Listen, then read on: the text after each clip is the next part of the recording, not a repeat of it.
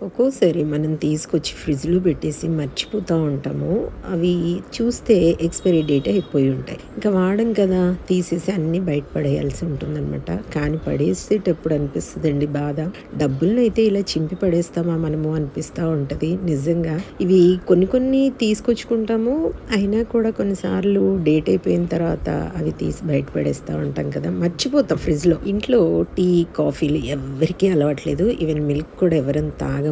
ఎప్పుడైనా ఉపయోగపడతాయి కదా! ఎవరైనా వచ్చినప్పుడు వాడాల్సి వస్తది కదా అనేసి షుగరు ఇవి కూడా తీసుకొచ్చి పెడితే ఇవి డేట్ అయిపోగానే అది పడేయడం. ఇలా బ్రెడ్ ప్యాకెట్స్ ఇవైతేనండి గ్రీన్ టీ ప్యాకెట్స్ ఎన్ని ప్యాకెట్స్ వేస్ట్ అయ్యాయో.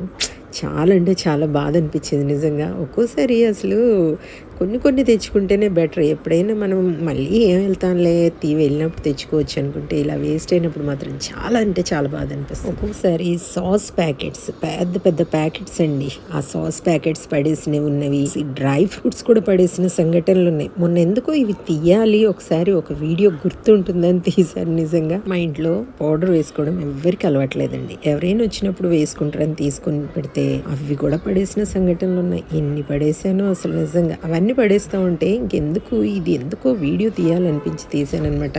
కానీ పడేస్తూ ఉంటే మాత్రం చాలా అంటే చాలా బాధ అనిపిస్తూ ఉంటుంది కదా!